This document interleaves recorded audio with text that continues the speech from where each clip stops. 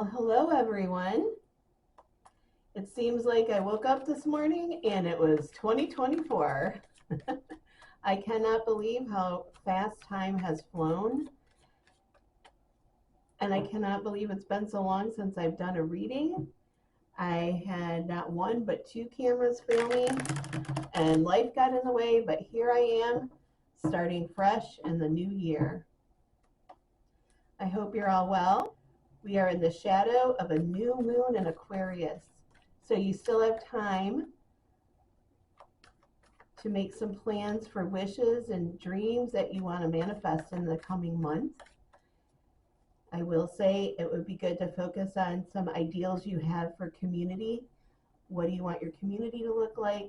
What role do you want to play in community? Also, how you can help in the world.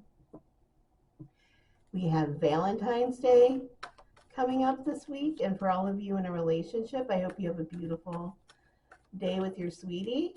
For the rest of us, let's just celebrate it the Finnish way. They don't have Valentine's Day in Finland, they have Friends Day. It's called Ystäväpäivä, and let's just celebrate our friendships. Reach out and let someone know how much you care. We also are in the first week of the Chinese New Year, the year of the green dragon, so another chance for a new beginning. If you're interested in finding out a little more about that, I'll put a link to my newsletter below, and I'm going to talk about what the year will look like for each zodiac animal in this year. Okay, let's look at what's coming up for the week of February 11th. So there is definitely a general energy here talking about needing to be diplomatic and working things out. Some of you may find yourself in a situation that you didn't ask for, but you just got stuck in it. Always hold integrity, because integrity will win. Some of you may be competing for a position, and this is actually a good indicator that you may actually achieve it, but you got to give it your all. So whenever we are guided by a 5 energy for a week, I would say don't try to, ignite anything. Try to be peaceful if you can, and really, if you're a person who sometimes says something before you think before you talk. All right, let's get into it a little deeper.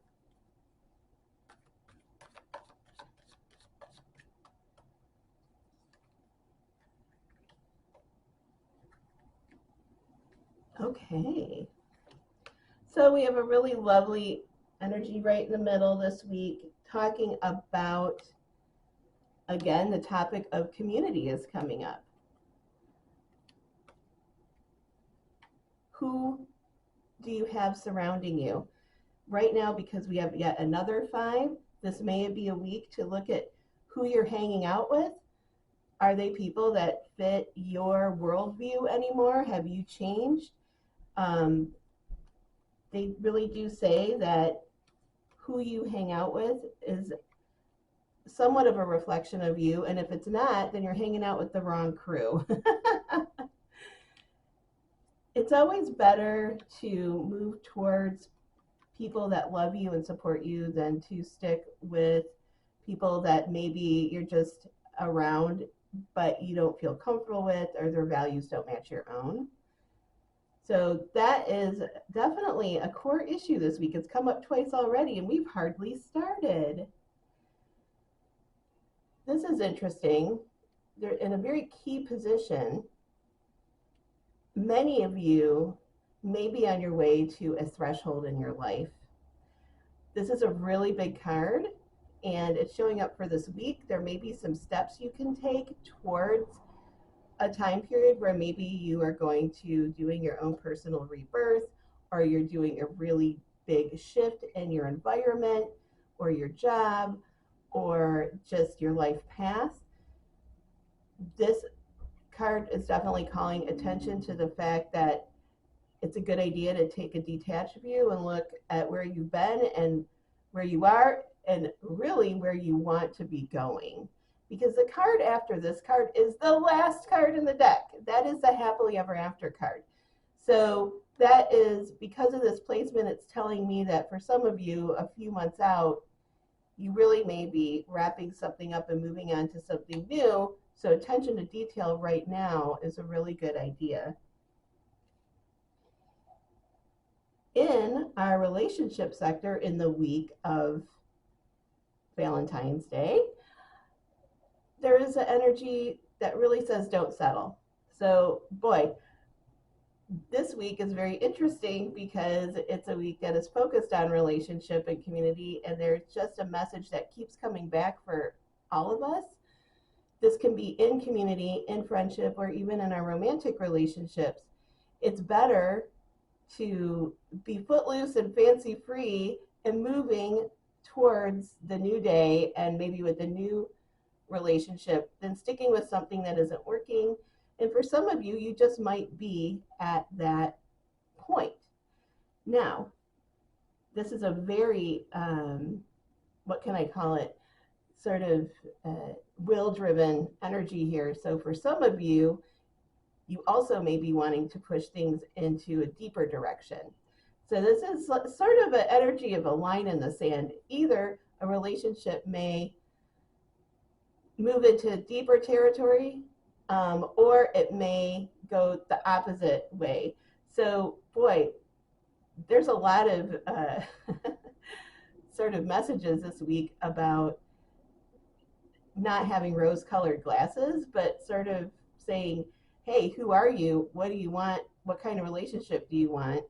And if it's what you want, go deeper. And if it's not, go be free. This outcome is interesting. We have no major arcana. A lot of you are just going to be really, really, really busy. So I just want to say, make sure that you're taking time out to sort of be present where you're at and enjoy what you have, enjoy the people around you. You know, sometimes we're just worrying about the future, worrying about the past, future tripping.